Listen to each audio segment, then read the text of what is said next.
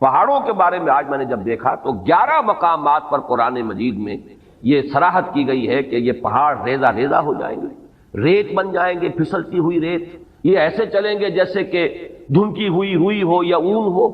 جیسے کہ بادل چلتے ہیں۔ اب یہ ظاہر بات ہے کہ یہ بادلوں کا تصور آج جتنا ہمیں ہے، وہ جس وقت یہ آیات نازل ہوئی تھی عام آدمی تصور نہیں کر سکتا تھا کہ بادل کی کیفیت کیا ہوتی ہے۔ نیچے سے تو بادل جو ہے سالڈ نظر آتا ہے، لیکن یہ کہ آج ہمیں معلوم ہے جب جہاز جب چیرتا ہے بادلوں کو اوپر چڑھتے ہوئے یا اترتے ہوئے تو اس کی کیفیت محسوس ہوتی ہے کہ یہ دھنکی ہوئی روئی کے مانند ہے یا دھنکی ہوئی اون کے مانند ہے۔ تو پہاڑوں کے بارے میں قیامت میں جو کچھ ان کا معاملہ ہونے والا ہے یہ بہت تفصیل سے آیا ہے۔ میں ذرا تیزی کے ساتھ آپ کو وہ مقامات جو ہیں وہ گنوا دیتا ہوں۔ سورۃ المرسلات جو ابھی زیادہ دیر نہیں ہوئی کہ ہم نے پڑھی تھی، اس میں فرمایا وَإِذَا الْجِبَالُ نُسِفَتْ، جبکہ یہ پہاڑ جو ہے یہ ریزہ ریزہ کر دیے جائیں گے۔ سورۃ النبا میں آ چکا ہے وَسُيِّرَتِ الْجِبَالُ فَكَانَتْ سَرَابًا، یہ پہاڑ چلائے جائیں گے اور یہ ریت بن جائیں گے، اور ریت چمکتی ہوئی ریت، جیسے کہ کہیں صحرا کے اندر ریت چمکتی ہے تو سراب محسوس ہوتا ہے کہ جیسے پانی ہے، یہ پہاڑ بھی اس شکل کے ہو جائیں گے۔ سورۃ الکہف میں فرمایا وَيَوْمَ نُسَيِّرُ الْجِبَالَ، جس دن کہ ہم پہاڑوں کو چلائیں گے۔ سورۃ طٰہٰ میں فرمایا وَيَسْأَلُونَكَ عَنِ الْجِبَالِ، یہ پوچھتے ہیں آپ سے پہاڑوں کے بارے میں، فَقُلْ يَنسِفُهَا رَبِّي نَسْفًا، کہہ دیجئے یہ پہاڑ تمہیں کوئی بڑی شے نظر آ رہے ہوں گے لیکن میرا رب تو ان کو ریزہ ریزہ کر دے گا۔ سورۃ النمل میں فرمایا وَتَرَى الْجِبَالَ تَحْسَبُهَا جَامِدَةً وَهِيَ تَمُرُّ مَرَّ السَّحَابِ، تم دیکھ رہے ہو پہاڑوں کو اور سمجھتے ہو بڑی ٹھوس چیز ہے، یہ تو بہت ہی مضبوط شے ہے، بڑی جامد شے ہے، جمی ہوئی شے ہے، اس کے کہیں جنبش کھانے کا کیا سوال۔ لیکن قیامت کے روز دیکھو گے کہ یہ جیسے بادل چلتے ہیں ایسے یہ پہاڑ چل رہے ہیں۔ سورۃ الطور میں فرمایا یوم تمور السماء مورا وتسیر الجبال سیرا، جس روز زمین کانپے گی، لرزے گی۔ یہ زلزلۃ الساعہ جو ہے زمین کا کانپنا اور زمین پر ایک زلزلہ آنا، یہ تو بہت مرتبہ آیا ہے۔ وتسیر الجبال سیرا، اور چلیں گے یہ پہاڑ جیسے کہ چلتے ہیں، ایسے ہی نہیں، یعنی یہ کہ یہ کوئی محاورہ یا استعارہ نہیں ہے، بالفعل جیسے کہ چلا جاتا ہے، یہ مفعول مطلق ہے۔ اسی طرح سورۃ الواقعہ میں فرمایا اذا رجت الارض رجا وبست الجبال بسا، سورہ حاقہ میں فرمایا وحملت الارض والجبال فدکتا دکتا واحدہ، یہ زمین پہاڑوں سمیت اٹھائی جائے گی اور پھر پٹک دی جائے گی جیسے کہ پٹکا جاتا ہے ایک ہی بار، اور گویا کہ اس طرح اس سے وہ چپٹی ہو جائے گی۔ اس کی لمبائی، یہ جو گولائی کہہ لیجئے اس وقت ہمارے علم میں ہے، کوئی اس کے اندر جیسے سورہ طٰہٰ میں آیا ہے لا تری فیہا عوجا ولا امتا، نہ کوئی اونچان اور نیچان نظر آئے گی اور نہ کوئی موڑ، کہیں بھی کوئی کجی نہیں ہوگی۔ سورۃ المزمل میں آیا ہے یوم ترجف الارض والجبال وکانت الجبال کثیبا مہیلا، یہ پہاڑ ایسے ہو جائیں گے جیسے پھسلتی ہوئی ریت۔ سورۃ المعارج میں آیا ہے یوم یکون السماء کالمہل وتکون الجبال کالعہن، یہ پہاڑ ایسے ہو جائیں گے جیسے کہ دھنکی ہوئی اون، اور یہی پھر سورۃ القاریہ میں آگے چل کر آ جائے گا وَتَكُونُ الْجِبَالُ كَالْعِهْنِ الْمَنْفُوشِ، اون ایسی جو دھنک دی گئی ہو اور وہ بالکل جیسے دھنکی ہوئی روئی ہوتی ہے ایسے ہو جائے۔ یہ میرا خیال ہے کہ اس اعتبار سے کہ زمین پر جو چیزیں ہمارے مشاہدے میں آتی ہیں ان میں سب سے زیادہ ٹھوس اور سب سے زیادہ مرعوب کن شے جو ہے وہ یہ پہاڑ ہے، بڑے جمے ہوئے ڈٹے ہوئے۔ لیکن یہ کہ وہ قیامت کا زلزلہ، اس کے احوال ایسے ہوں گے کہ یہ پہاڑ جو ہے ریزہ ریزہ ہو کر اور یہ چلیں گے جیسے کہ بادل چلتے ہیں یا جیسے کہ دھنکی ہوئی روئی، اور وہ اس کی کیفیت اختیار کر لیں۔ آگے چل کر سورۃ الفجر میں اس کا نقشہ جو کھینچا گیا ہے وہ اور بہت واضح ہے، اس کو چپٹا کر دیا جائے گا۔ بلکہ سورۃ الانشقاق میں بھی آیا ہے وَإِذَا الْأَرْضُ مُدَّتْ وَأَلْقَتْ مَا فِيهَا وَتَخَلَّتْ، گویا کہ جیسے کسی چیز کو کھینچ دیا جائے گا۔ اگر کوئی گیند ہو اور اس گیند کو آپ کھینچیں گے تو وہ چپٹی ہو جائے گی، اس کی گولائی ختم ہو جائے گی اور وہ لمبان کے اندر بڑھتی چلی جائے گی۔ وَإِذَا الْأَرْضُ مُدَّتْ وَأَلْقَتْ مَا فِيهَا وَتَخَلَّتْ، اب ظاہر بات ہے جب کسی ایسی شے کو کھینچا جائے گا تو اس کے بطن میں جو کچھ ہے اس کی اس موٹائی کے اندر وہ باہر نکل آئے گا۔ وَإِذَا الْأَرْضُ مُدَّتْ وَأَلْقَتْ مَا فِيهَا وَتَخَلَّتْ، جب زمین کو کھینچا جائے گا اور جو اس میں ہوگا اسے وہ باہر نکال کر خود خالی ہو جائے گی۔ سورۃ الفجر میں نقشہ کھینچا گیا ہے کہ جیسے کہ یہ پہاڑ اور یہ زمین کوٹ کوٹ کر ریزہ ریزہ کر کے برابر کر دی جائے گی، اور پھر یہیں پر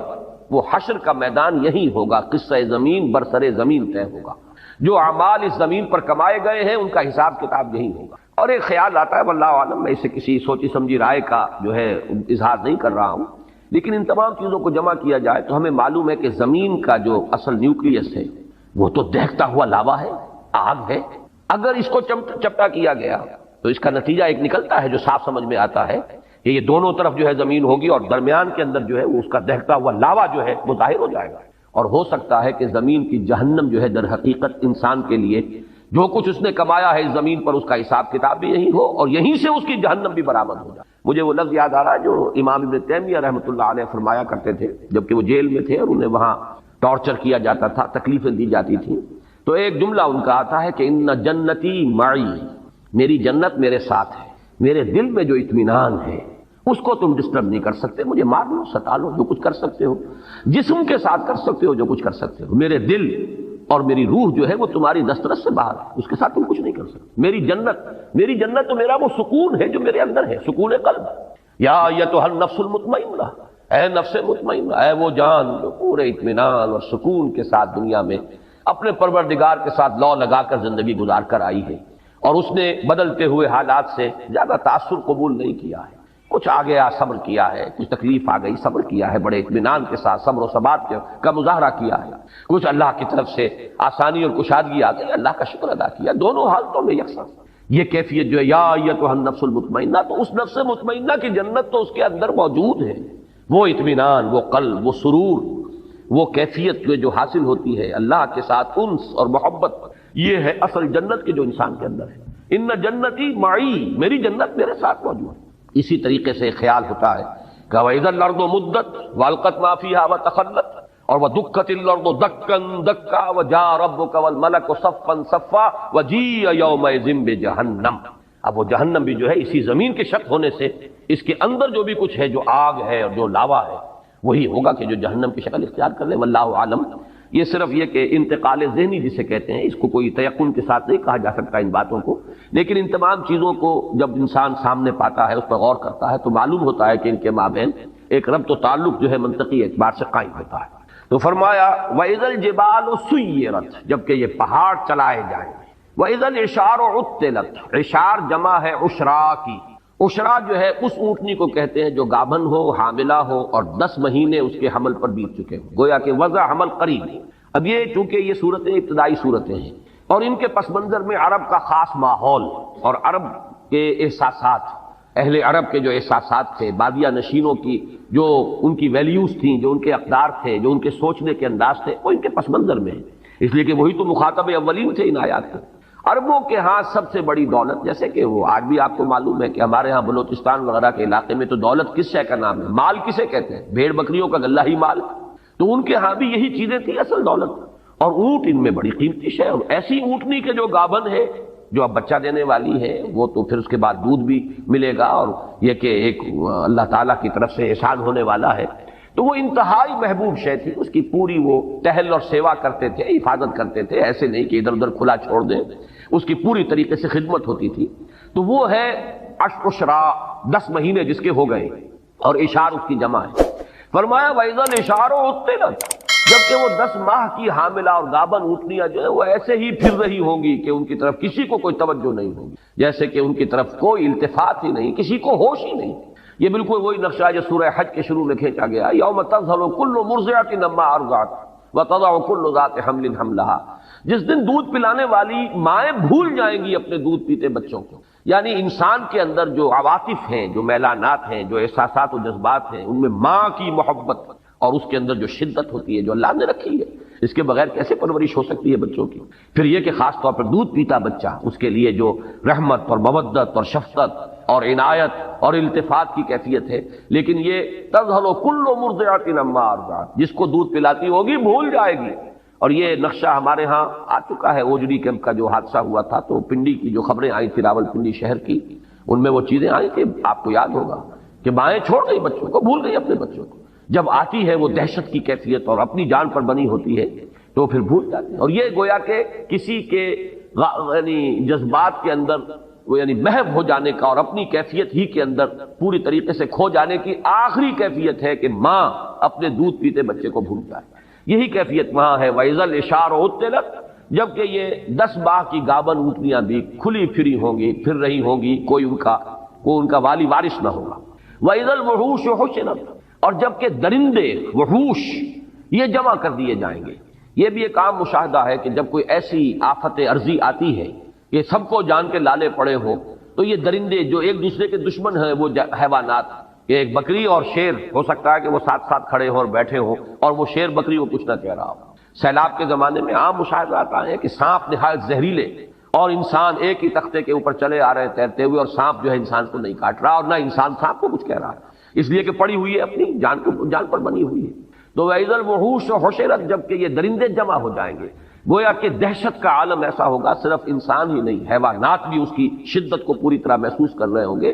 درندے بھی اس کی وجہ سے اس کیفیت میں ہوں گے کہ انہیں بس اپنی ہی فکر لگی ہوگی اور کسی جانب کوئی ہوش اور التفات نہیں ہوگا۔ وَإِذَا الْبِحَارُ سُجِّرَتْ، جیسا کہ میں نے عرض کیا تھا یہ آیت جو ہے اگلی صورت میں آئی ہے وَإِذَا الْبِحَارُ فُجِّرَتْ۔ سجرت اور فجرت ایک ہی معنی ہے۔ تنور کو جب کہ بھڑکایا جاتا ہے تو آگ اس میں سے نکلتی ہے، تنور کے اوپر سے آ جاتی ہے، یہ ہے تفجیر کے اصل معنی۔ جبکہ یہ سمندر جو ہے ابلیں گے، اس میں بھی وہ بات جو میں نے ابھی عرض کی ہے، بات سمجھ میں آتی ہے کہ وہ لاوا جو زمین کے اندر ہے اگر وہ اوپر آیا سطح کے قریب تو یہ تو گویا کہ ایسے ہی ہے کہ جیسے کسی بہت بڑی بھٹی کے اوپر جو ہے وہ ایک دیگ کے اندر پانی جو ہے بھرا ہوا ہو تو وہ تو ابلے گا، بری طرح ابلے گا۔ تو یہ سمندر جو ہے یہ ان کے نیچے اگر وہ زمین کا جو کور ہے زمین کا، اس میں اندر جو آگ ہے، جو لاوا ہے، جو حرارت ہے،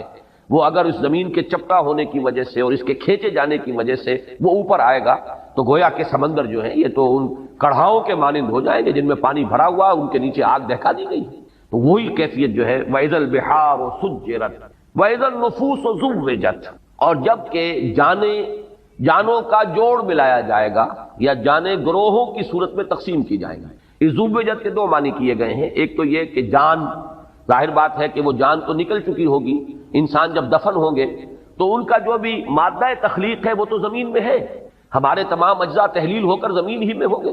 لیکن جان تو نہیں ہوگی، جان تو ہماری وہاں سے نکال لی گئی تھی۔ اب یہ ہے کہ ان جانوں کو جوڑ دیا جائے گا ان جسموں کے ساتھ کہ جن کو اللہ تعالیٰ اثر نو تخلیق فرمائے گا۔ ایک مفہوم تو یہ لیا گیا ہے جب کہ جان اور جسم کا جوڑا ملا دیا جائے گا، جوڑ ملا دیا جائے گا، فَإِذَا النُّفُوسُ زُوِّجَتْ۔ دوسرے معنی یہ لیے گئے ہیں جیسے کہ وَكُنْتُمْ أَزْوَاجًا ثَلَاثًا، سورۃ الواقعہ میں آیا ہے، گروہوں میں تقسیم ہو جائے گا۔ بڑی بڑی تقسیم تو تین گروہ ہیں، ایک وہ ہے فَالسَّابِقُونَ السَّابِقُونَ أُولَٰئِكَ الْمُقَرَّبُونَ، وہ تو اللہ کے مقرب بندے ہیں، بہت آگے نکل جانے والے سابقون۔ ایک وہ ہے جو اصحاب الیمین ہے کامیاب ہو گئے ہیں داہنے والے لیکن بہرحال اس درجے کو نہیں ہے۔ اور تیسرے اصحاب الشمال ہے، جہنمی ہیں جن کو سزا دی جائے گی۔ پھر یہ کہ ہر ایک کے اندر گروہ بندی ہوگی، جیسے کہ فرمایا ایک حدیث میں کہ جنت کے دروازے ہیں متعدد، کسی دروازے سے بلایا جائے گا ان کو جن کو خاص طور پر نماز کے ساتھ دلی محبت تھی، کسی دوسرے دروازے سے بلایا جائے گا باب الریان جن کو روزہ رکھنے کا خصوصی جو ہے ایک شغف تھا اور شوق تھا، تو تر و تازگی کا دروازہ ہے جنت کا، اس سے انہیں بلایا جائے گا۔ اور کسی کو صدقہ و خیرات سے زیادہ مناسبت تھی تو اس کا کوئی دروازہ اور ہوگا، وہاں سے بلایا جائے گا، آؤ اللہ کی راہ میں خرچ کرنے والے آؤ اس دروازے سے جنت میں داخل ہو جاؤ۔ تو یہ بھی تو مختلف گروہ ہو گئے۔ اور یہاں یہ نوٹ کر لیجیے اس سے مراد فرض عبادات نہیں ہے، وہ تو سب کو کرنی ہے، فرض نمازیں سب کو پڑھنی ہے، لیکن جن کو نفلی نمازوں کا، تہجد کا، اشراق کا، اور جو بھی نمازیں ہیں چاشت ہے، اوابین ہے، جن کو اس سے خصوصی مناسبت ہے اور محبت ہے، ان کو ایک دروازے سے پکارا جائے گا۔ روزے جو ہے رمضان کے تو سب کو ہی رکھنے ہیں، لیکن یہ کہ نفلی روزوں کا جنہیں ذوق ہے اور شوق سے جو رکھتے ہیں ان کو دوسرے دروازے سے باب الریان کہا گیا، تر و تازگی کا، اور بڑا اس کے اندر مناسبت ہے اس کے نام کی، اس سے کہ روزے میں آدمی سوکھ سا جاتا ہے، ہونٹوں پر پپڑیاں آ جاتی ہیں اور ویسے بھی چہرہ سوکھ جاتا ہے، ڈی ہائیڈریشن ہوتی ہے، لہذا ان کو جس دروازے سے اندر جنت میں داخل ہونے کی دعوت دی جائے گی وہ باب الریان ہے، وہ تر و تازگی کا دروازہ ہے، اس لیے کہ وہ جو روزے کی خشکی کہہ لیجئے یا روزے کا وہ جو سوکھ جانا ہے اور ڈی ہائیڈریشن ہے، گویا کہ اس کا جو اب یعنی بدل ملنے والا ہے وہ ہے تر و تازگی۔ تو یہ مختلف گروہوں کے اندر اہل جنت بھی منقسم ہو گئے۔ پھر اہل جنت کے درجات ہیں، جیسے کہ حضور نے فرمایا کہ ادنا درجے کا جنتی اپنے سے اوپر کے درجے کے جنتی کو ایسے دیکھے گا جیسے تم زمین پر بیٹھ کے ستاروں کو دیکھتے ہو۔ تو اذن نفوس و زوجت کے دو معنی ہو گئے، ایک تو یہ کہ جانیں جسموں کے ساتھ جوڑ دی جائیں گی، جوڑے ملا دیے جائیں گے ہر جان کے ساتھ اس کے جسم کا۔ دوسرا یہ کہ گروہوں میں منقسم کر دیں گے، کنتم ازواجا ثلاثہ وَإِذَا الْمَوْءُودَةُ سُئِلَتْ بِأَيِّ ذَنبٍ قُتِلَتْ۔ اب یہاں سے بات چل رہی ہے آگے، گویا کہ اب میدان حشر ہے، عدالت خداوندی اب لگ گئی، اس میں جو محاسبے ہونے ہیں، جن گناہوں کے اوپر پکڑ ہونی ہے، ان میں یہاں ایک بڑی جذباتی بات کا تذکرہ کیا جا رہا ہے۔ یہ وعد، وا اور حمزہ اور دال، وعد، اسی سے یہ جو اس کا مفعول ہے وعودہ، وہ بچی جو زندہ درگور کر دی گئی، جو عرب کا بدترین رواج تھا، بچیوں کو پیدا ہوتے ہی وہ گلا گھونٹ کر مارا، یا یہ کہ گڑھا کھودا اور اس میں ڈالا اور اس کے اوپر سے مٹی ڈال کر برابر کر دی۔ یہ گویا کہ درندگی کا اور شقاوت کا اور انسان کی کہنا چاہیے کہ دل کی سختی کا یہ ایک انتہائی معاملہ ہے۔ خود اپنا لخت جگر ہو ایک شخص کا کہ اپنی اولاد ہے، لیکن یہ کہ اس اولاد کے ساتھ یہ حشر کرنا، کچھ اس وجہ سے بھی کرتے تھے، فقر کی وجہ سے، کہ پیٹ پالنے مشکل ہیں اور یہ پیٹ بڑھ رہے ہیں، ان کے منہ جو ہے جن میں کھانا ڈالنا ہے، چلو بیٹوں کو تو رکھو، بیٹیوں کو دفن کرو۔ ایک یہ کہ غیرت کا ایک بڑا ایک عجیب اور غلط جاہلی تصور تھا کہ کبھی کوئی ہمارے گھر میں داماد بن کر آئے گا، یہ کیسے ہم گوارا کریں گے؟ تو اس سے یہ ہے کہ نہ رہے بانس نہ بجے بانسری، نہ بیٹی زندہ رہے نہ کسی کے داماد بن کر ہمارے گھر میں آنے کا تصور پیدا ہو۔ تو اس کا نقشہ کھینچا جا رہا ہے، چونکہ جیسے میں نے عرض کیا اولین مخاطب ہے وہ اہل عرب، ان میں جن کے اندر بھی کوئی احساس انسانیت کا برقرار تھا، اس میں اسی تار کو چھیڑا جا رہا ہے کہ ان کے دلوں کے اندر یقیناً اس چیز سے نفرت ہوگی، اور اسی سے اس کے حوالے سے بات کی جا رہی ہے۔ وَإِذَا الْمَوْءُودَةُ سُئِلَتْ، اور بڑا لطیف انداز ہے کہ یوں نہیں کہا جا رہا کہ ان سے پوچھا جائے گا کہ تم نے اپنی بچیوں کو کیوں زندہ درگور کیا، بلکہ بچیوں سے سوال ہوگا۔ وَإِذَا الْمَوْءُودَةُ سُئِلَتْ، اور جب وہ بچی کہ جو زندہ درگور کر دی گئی تھی اس سے سوال کیا جائے گا بِأَيِّ ذَنبٍ قُتِلَتْ، کہ کس گناہ کی پاداش میں اسے قتل کیا گیا، کیوں مارا گیا اسے۔ گویا کہ بظاہر کہا جا رہا ہے اس بچی سے پوچھا جائے گا، اصل میں تو ان سے پوچھا جانا ہے۔ یہاں مجھے یاد آ رہا ہے کہ ایک روایت میں آتا ہے حضرت حسن رضی اللہ تعالیٰ عنہ نے خواب دیکھا تھا حضرت عثمان رضی اللہ تعالیٰ عنہ کی شہادت کے بعد، اور انہوں نے پھر وہ بیان کیا خواب۔ لوگوں نے حضرت علی سے کہا بھی کہ یہ کیا خواب بیان کر رہے ہیں حضرت حسن آپ کے بیٹے؟ تو حضرت علی نے فرمایا اس نے جو دیکھا ہے وہ بیان کر رہا ہے، اور خواب یہ تھا کہ اللہ کی عدالت لگی ہوئی ہے، اللہ تعالیٰ عرش پر ہے، اور فرشتے جو ہیں وہ جو ہے اس تخت کے پائے تھامے کھڑے ہیں، خود محمد الرسول اللہ صلی اللہ علیہ وسلم کھڑے ہیں، اور ان کے ساتھ حضرت ابو بکر ہیں، پھر حضرت عثمان، حضرت عمر ہیں۔ اتنے میں حضرت عثمان آتے ہیں خون میں نہائے ہوئے اور اپنا سر اپنے ہاتھ میں لیے ہوئے، اور وہ آ کر فریاد کریں پروردگار پوچھ ان لوگوں سے کہ انہوں نے مجھے کس جرم کی پاداش میں قتل کیا ہے، کس گناہ کی پاداش میں مجھے شہید کیا گیا ہے۔ تو مجھے وہ واقعہ یاد آ گیا، وَإِذَا الْمَوْءُودَةُ سُئِلَتْ بِأَيِّ ذَنبٍ قُتِلَتْ۔ اس خواب کا بقیہ حصہ یہ ہے کہ عرش الہی تھرایا، اور پھر اللہ تعالیٰ کے غضب کا ظہور اس طریقے سے ہوا کہ خون کے دو پرنالے زمین کی طرف جاری کر دیے گئے۔ اس کی تعبیر ہے جنگ جمل اور جنگ صفین۔ وہ حضرت عثمان رضی اللہ تعالیٰ عنہ کی شہادت مظلومانہ جو ہے، یہ اللہ تعالیٰ کی طرف سے گویا کہ اس کی سزا ہے جو مسلمانوں کو ملی، کہ پھر 10,000 ایک جنگ کے اندر اور شاید 74,000 ایک جنگ کے اندر مسلمان جو ہے قتل ہوئے ہیں ایک دوسرے کی تلواروں اور تیروں سے۔ تو یہ دو خون کے پرنالے تھے جو عرش الہی سے زمین کی طرف جو ہے جاری کر دیے گئے۔ وَإِذَا الْمَوْءُودَةُ سُئِلَتْ بِأَيِّ ذَنبٍ قُتِلَتْ، اور جب کہ پوچھا جائے گا اس بچی سے جو زندہ دفن کر دی گئی تھی کہ کس گناہ کی پاداش میں اسے قتل کیا گیا۔ وَإِذَا الصُّحُفُ نُشِرَتْ، اور جب کہ صحیفے کھول دیے جائیں گے، واضح کر دیے جائیں گے، اعمال نامے، جس کا کہ نقشہ سورہ کہف میں جو کھینچا گیا ہے وہ تو ایسے ہے کہ جیسے کوئی ایک ہی اعمال نامہ ہے۔ ظاہر بات ہے کہ کوئی بہت بڑا کیبنٹ ہو جس میں ہر ایک کی فائل موجود ہو، یا آج ہمارا تصور جو ہے زیادہ قریب آ سکتا ہے، یہ بہت بڑا کمپیوٹر ہے جس میں کہ صرف ایک بٹن دبانے کی دیر ہے کہ آپ کا فلم چل پڑے، اور آپ کی پوری زندگی کا ایک ایک حرف جو آپ کی زبان سے نکلا ہے اس کا جو اس کی ٹیپ شروع ہو جائے، اور پورا کا پورا معاملہ۔ آج تو ہم یہ چیزیں بہت قریب ہو کر سمجھ سکتے ہیں کہ کوئی بعید نہیں رہی۔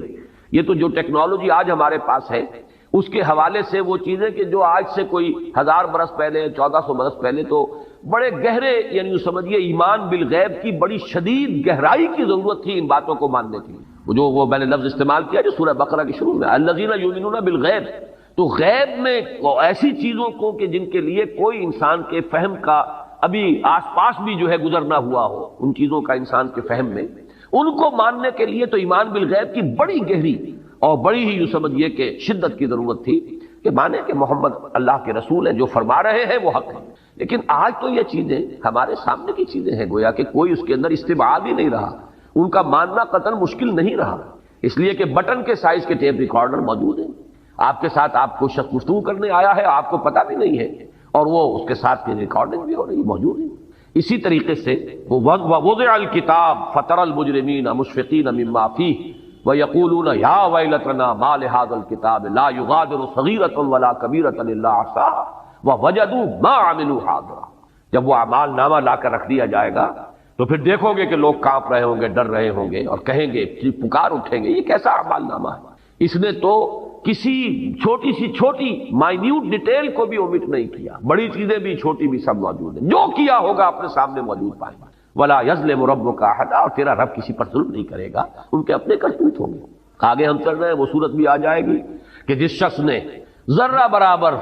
ذرے کے ہم وزن نیکی کمائی ہوگی وہ بھی سامنے پائے گا، اور ذرے کے ہم وزن جو ہے بدی کمائی ہوگی وہ بھی سامنے پائے گا۔ تو یہ جو اعمال نامہ ہے، فرمایا وَإِذَا الصُّحُفُ نُشِرَتْ، کھل جائے گا، حقیقت واضح ہو جائے گا۔ وَإِذَا السَّمَاءُ كُشِطَتْ، آسمان کی کھال کھینچ لی جائے گی، کاف اور شین اور طا،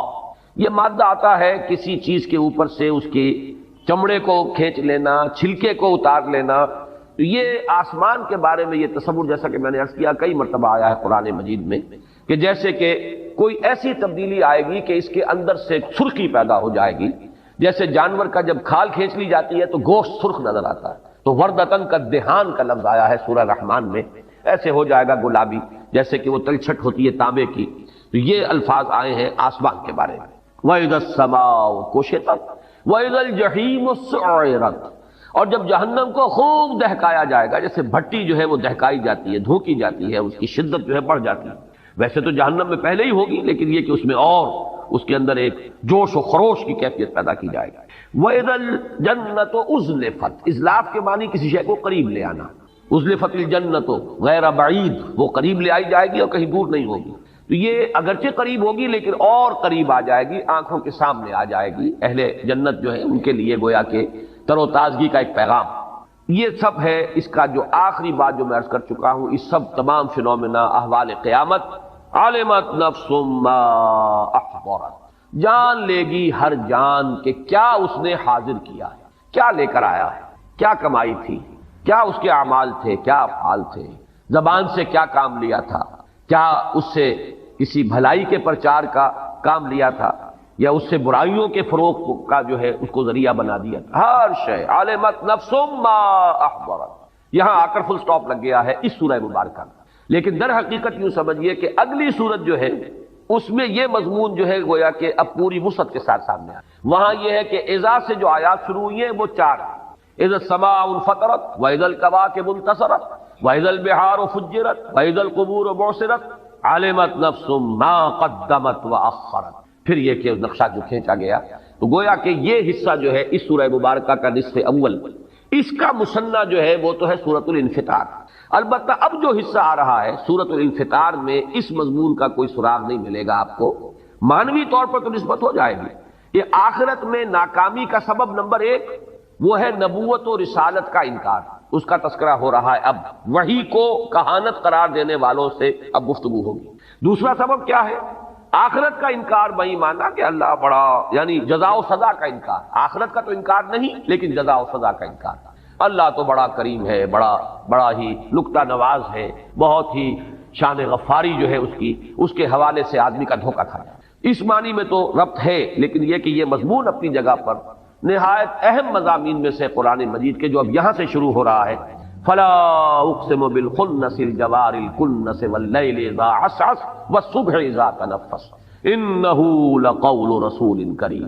اس مضمون کے بارے میں ذرا چاہوں گا کہ آپ چند باتیں تمہیداً سمجھ لیں، اس لیے کہ جیسا کہ میں نے کل جمعے میں بھی اعلان کرتے ہوئے عرض کیا تھا کہ ایک بہت بڑی گمراہی جو مسلمانوں میں اس دور میں بھی پیدا ہوئی ہے جب فلسفے کا ہمارے ہاں زیادہ رواج ہوا ہے، فلسفہ یونان کی منطق، ارسطو کی منطق اور فلسفہ، اس کی روشنی میں یا اس کی ترازو میں جب کچھ مسلمان فلسفیوں نے، ابن سینا اور فارابی اور کندی، ان لوگوں نے جب کہ دینی تصورات کو ان پیمانوں میں ڈھالنے کی کوشش کی ہے، تو جہاں اور بہت سے مسائل پیدا ہو گئے، جبر و قدر کا مسئلہ پیدا ہوا اور بہت سے مسائل پیدا ہوئے، انہی میں سے ایک مسئلہ تھا وحی کی حقیقت کا، جس میں بہت بڑی ٹھوکر کھائی ہے ان فلسفیوں نے بھی۔ اور پھر اس دور میں بھی جو ہمارا اعتزال جدیدہ کا فتنہ ایک پیدا ہوا ہے، جس میں کہ سر سید احمد خان مرحوم، اللہ تعالیٰ انہیں معاف کرے، ان کی نیک نیتی پر مجھے شبہ نہیں ہے، اور مسلمان قوم کے ساتھ ان کا خلوص و اخلاص یہ بھی اپنی جگہ پر بالکل اب کوشچن ہے، اب ڈاؤٹ ہے۔ لیکن یہ کہ دینی معاملات میں جو انہوں نے دخل اندازی کی ہے اور خود ایک بڑے متکلم بن کر آئے ہیں اور تعبیرات جو ہے جدید پیش کرنے کی کوشش کی ہے، جدید ذہن کو مطمئن کرنے کے لیے، وہ عقلیت قدیمہ تھی، یہ عقلیت جدیدہ تھی۔ اور ان دونوں کے نتیجے میں گمراہی پیدا ہوئی، اور وہ گمراہی وحی کے بارے میں، وہی گمراہی تھی کہ جس کا یوں سمجھیے کہ ایک صدائے بازگشت میں تو کہوں گا، اس لیے کہ وہ خیال جو بھی پیش کیا تھا ڈاکٹر فضل الرحمان نے، اب مرحوم ہو گئے، ان کا بھی انتقال ہو گیا۔ ویسے ان کے بارے میں بھی جہاں تک میری معلومات ہیں، میری ملاقاتیں ہیں، یہاں تو بہت کم رہی ہیں لیکن امریکہ میں کئی مرتبہ ملاقات ان سے ہوئی۔ سن 68 میں آپ کو یاد ہوگا وہ تھے ادارہ جو ریسرچ، اسلامک ریسرچ کاؤنسل ہے، ادارہ تحقیقات اسلامی، پہلے کراچی میں ہوتا تھا، اب پھر اس کے بعد اسلام آباد منتقل ہوا، اس کے ڈائریکٹر تھے، اور انہوں نے کتاب لکھی تھی اسلام انگریزی میں۔ اس میں وحی کی حقیقت کے بارے میں انہوں نے وہی خیالات پیش کیے جو سر سید کے تھے مرحوم کے، اور جو ہمارے قدیم فلسفیوں کے، لیکن بہرحال وہ چونکہ گمراہی تھی تو اس کے خلاف طوفان اٹھا بہت، اور اسی کے نتیجے میں پھر انہیں پاکستان چھوڑ کر جانا پڑا۔ وہ گمراہی کیا تھی اسے سمجھ لیجیے، اور اس کے لیے بھی اس حقیقت کو سب سے پہلے سامنے لائی ہے کہ یہ قرآن کیا ہے، یہ حدیث اللہ ہے، اللہ کی حدیث۔ ایک ہے حدیث رسول، حضور کا فرمان، حضور کا قول، حدیث رسول۔ اس کے راوی اول کون ہوں گے؟ صحابی۔ راوی دوم پھر جو تابعی ہیں، وہ راویوں کا سلسلہ چلے گا یہاں تک کہ محدثین جو بڑے بڑے ہیں ان تک وہ راویوں کی جو ہے ایک سند کا سلسلہ جو ہے وہ چین وہاں تک پہنچے گی۔ پھر بلکہ ہمارے ہاں تو جو بھی علم حدیث کی تعلیم اور تدریس جس طور پر ہوتی ہے تو ہر محدث جو ہے وہ اپنی سند بیان کرتا ہے، میرا استاد، اس کا استاد فلاں، اس کا استاد فلاں، اس نے اس سے یہ حدیث کا فن سیکھا ہے، اس نے اس سے حدیث کا فن سیکھا ہے، وہ امام بخاری تک پہنچا دیں گے، اور پھر امام بخاری کی جو سند ہے خود محمد الرسول اللہ صلی اللہ علیہ وسلم تک، وہ تو خود بخاری کے اندر موجود ہے، ہر روایت کے ساتھ موجود ہے۔ تو سند کی بڑی اہمیت ہے حدیث کے ذمہ میں، اور سند میں جو راوی آتے ہیں ان راویوں کا ایک تو یہ ثبوت ملنا چاہیے کہ وہ ہم عصر تھے۔ اگر ایک شخص کہتا ہے میں نے اس سے یہ بات سنی، تو آیا ان کا زمانہ بھی ایک تھا کہ نہیں تھا؟ کہیں اگر 100 برس کا فصل ہے اور کوئی شخص کہتا ہے کہ میں نے ان سے یہ بات سنی، تو معلوم ہوتا ہے کہ غلط ہے، وہ تو درمیان میں کوئی لنک اور ہونا چاہیے تھا۔ تو ایک تو یہ کہ وہ کڑیاں متصل ہیں، پھر یہ کہ صرف زمانی اعتبار سے کڑیوں کا متصل ہونا کفایت نہیں کرے گا جب تک کہ ثابت نہ ہو کہ ان کی ملاقات ہوئی۔ ملاقات کا ثبوت جو ہے یہ گویا کہ حدیث کے سند کے اور مستند ہونے کے لیے اہم ہے کہ جو راوی جس سے روایت کر رہا ہے اس سے اس کی ملاقات اور رویت ثابت ہے کہ نہیں۔ اسی کو سمجھیے کہ اللہ تعالیٰ کی حدیث، حدیث اللہ، یہ قرآن، یہ وحی، اس کے راوی اول ہے حضرت جبرائیل علیہ السلام، اور راوی دوم ہے محمد الرسول اللہ صلی اللہ علیہ وسلم۔ پہلے تو سورہ حج کی جو آخری رکوع ہے اس میں جو مضمون آیا ہے میں اس کا حوالہ بھی دینا چاہتا ہوں کہ ان دونوں کو کڑیوں کو جمع کیا گیا ہے ایک آیت میں، اللہ یستفی من الملائکۃ رسلا ومن الناس۔ اللہ پسند فرما لیتا ہے، چن لیتا ہے فرشتوں میں سے بھی اپنے رسول، رسول کے معنی ہے ایلچی، پیغامبر، بھیجا ہوا، ارسلہ یرسل ارسالن سے کسی کو بھیجنا پیغام دے کر، جو بھیجا گیا وہ رسول ہے، مرسل بھی کہیں گے اسے جو بھیجا گیا، اور رسول بھی کہیں گے۔ تو رسول چن لیتا ہے اللہ، پسند فرما لیتا ہے فرشتوں میں سے بھی، اللہ یستفی من الملائکۃ رسلا ومن الناس، اور لوگوں میں سے بھی۔ گویا کہ انسانوں تک اپنا پیغام ہدایت پہنچانے کے لیے اللہ تعالیٰ پہلے چنتا ہے فرشتوں میں سے ایک پیغامبر، وہ ہے حضرت جبرائیل علیہ السلام۔ پھر نمبر 2 انسانوں میں سے ایک پیغامبر، وہ مختلف رہے، کبھی نوح ہے، کبھی ہود ہے، کبھی عاد، کبھی حضرت صالح ہے، کبھی اور حضرت شعیب ہے، ابراہیم ہے، موسیٰ ہے، عیسیٰ ہے، یہاں تک کہ محمد الرسول اللہ ہے۔ تو یہ جو حدیث اللہ ہے قرآن مجید، اس کے راوی اول حضرت جبرائیل علیہ السلام، راوی دوم محمد الرسول اللہ صلی اللہ علیہ وسلم۔ حضور سے تو اب متصل ہے، سب کو معلوم ہے، حضور نے قرآن پڑھایا، صحابہ کو یاد کرا دیا، اس کا مذاکرہ کیا، 2 مرتبہ حضرت جبرائیل سے مذاکرہ ہوا ہے آخری رمضان میں محمد الرسول اللہ صلی اللہ علیہ وسلم کا، اور سینکڑوں بلکہ شاید ہزاروں کی تعداد میں جو ہے حفاظ تیار ہو چکے تھے، اس لیے کہ سینکڑوں تو شہید ہوئے ہیں جنگ یمامہ میں، ایک جنگ کے اندر۔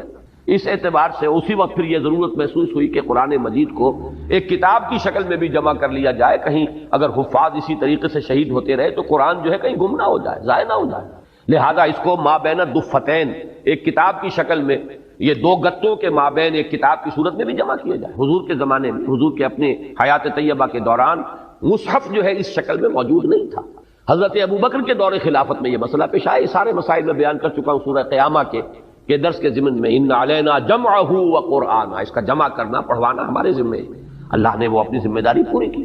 لوگوں کے سینوں میں تو جمع ہو چکا تھا، سینہ محمدی صلی اللہ علیہ وسلم میں جمع تھا، پھر صحابہ کرام کے سینوں میں منتقل ہوا، جمع ہو گیا، لیکن کتابی شکل میں حضرت ابوبکر کے زمانے میں جمع ہو گیا۔ تو یہ جو قرآن مجید ہے اس کا آگے تو اب سلسلہ بالکل یوں سمجھیے متواتر ہے، اتنی شہادتیں ہیں، یہ وہی ٹیکسٹ ہے جو محمد الرسول اللہ صلی اللہ علیہ وسلم نے امت کو دیا کہ دشمن بھی مانتے ہیں، کوئی شک و شبے کی گنجائش نہیں، تسلیم کیا جاتا ہے۔ دنیا میں کوئی کتاب اتنے پیور ٹیکسٹ کے ساتھ موجود نہیں ہے جتنی یہ قرآن مجید، مذہبی کتابوں میں تو کوئی بھی نہیں ہے۔ باقی کوئی کتاب، تورات کے بارے میں کوئی یہودی دعویٰ نہیں کر سکتا کہ یہ تحریف سے یہ خالی، یہ غلطیوں سے خالی، اس لیے کہ اصل تورات تو گم ہو گئی تھی حضرت مسیح علیہ السلام سے کوئی 600 برس قبل۔ نبوکڈنضر نے جب حملہ کیا تھا بیبلونیا کے بادشاہ نے یروشلم پر، اور اینٹ سے اینٹ بجا دی تھی، اور 6 لاکھ یہودیوں کو قتل کیا تھا، 6 لاکھ کو قیدی بنا کر لے گیا تھا، ہیکل سلیمانی مسمار کر دیا تھا۔ اس کے بعد سے وہ اصل تورات دنیا میں نہیں ہے، اصل انجیل نہیں ہے، اس لیے کہ اصل انجیل یا عبرانی میں ہو سکتی تھی یا سریانی میں ہو سکتی تھی۔ حضرت مسیح علیہ السلام کی زبان، آپ کے زمانے میں آپ شام میں رہے، ساری زندگی جو بھی تھی وہیں آپ نے بتائی، زبان وہاں عبرانی تھی، اہل علم کی، سریانی تھی، کولوکیل لینگویج۔ تو اب انجیل ہو سکتی ہے ممکن طور پر یا عبرانی میں یا سریانی میں، اور نہ عبرانی کا کوئی نسخہ موجود ہے اور نہ سریانی کا موجود ہے۔ جو سب سے قدیم نسخہ ہے وہ بھی یونانی ترجمہ ہے، تو معلوم ہوا کہ اصل انجیل تو نہیں ہے۔ ہاں، قرآن اصل موجود ہے جو محمد الرسول اللہ صلی اللہ علیہ وسلم نے امت کو دیا، لیکن یہ حضور نے امت کو دیا اس کے بعد سے تو تواتر ہے اور بلا شک و شبہ ہے۔ سوال یہ ہے کہ یہ جو پہلے 2 راوی ہیں ان کی ملاقات بھی ثابت ہے کہ نہیں، یہ ہے وہ اہم مسئلہ۔ اور یہ بات جان لیجئے، میں نے کئی مرتبہ یہ بات اصول کے طور پر بیان کی ہے کہ اہم مسائل قرآن مجید میں 2 جگہ ضرور آتے ہیں، کم سے کم 2 جگہ، ویسے تو یہ کہ بار بار بھی آئیں گے، کم سے کم 2 مرتبہ۔ اور نمبر 2 یہ کہ ترتیب ان میں اکثر جو ہے ریسیپروکل ہو جاتی، عکسی ہو جاتی ہے۔ ایک جگہ پر پہلے جو چیز آئی ہے دوسری جگہ پر وہ بعد میں آئے گی، پہلی جگہ پر جو چیز بعد میں آئی ہے دوسری جگہ پر وہ پہلے آ جائے گی، عکسی ترتیب عام طور پر۔ باقی یہ اصول اپنی جگہ پر ہے کہ 2 جگہ پر آپ کو اہم مضامین ملیں گے، اس حوالے سے نوٹ کر لیجئے۔ اور عجیب بات ہے، ترتیب کے علاوہ تعداد آیات 15 آیات ہیں سورہ نجم کی، 1 آیت سے لے کر اور 15ویں آیت تک، آیت نمبر 1 سے آیت نمبر 15 تک 15 ہی آیتیں ہیں یہ سورہ تکویر کی، آیت نمبر 15 سے لے کر آیت نمبر 29 تک، ان دونوں کا مضمون ایک ہے لیکن ترتیب آپ کو جدا ملے گی۔ مضمون کیا ہے؟ حضور کی رویت، جبرائیل علیہ السلام کی، ان کی اصل ملکی شکل میں رویت۔ دیکھیے اب میں آپ کو بتا دوں گمراہی کیا ہے۔ اہل عقل یا عقل پرست جن کو کہا جائے، اہل عقل تو اللہ تعالی ہم سب کو بنائے، سب عاقل ہوں اور عقل سے کام لیں، لیکن ایک لوگ وہ ہوتے ہیں جو عقل پرست ہو جاتے ہیں، طے کر لیتے ہیں جو بات جو ہے ہمارے عقل کے لیے قابل قبول نہیں ہے وہ ہم نہیں مانیں گے۔ اس کو بھی نوٹ کیجئے، ایک ہے خلاف عقل، ایک ہے ورائے عقل۔ خلاف عقل شے کو تو ہم نہیں مانیں گے، لیکن ایک شے ہے ورائے عقل جو عقل کے دائرے سے دور ہے، عقل سے ماورا ہے، عقل سے آگے۔ ظاہر بات ہے کہ عقل سے آگے اگر دین کی کوئی بات نہ ہو تو یؤمنون بالغیب کی ضرورت ہی نہیں۔ اللہ تعالیٰ کی ہستی،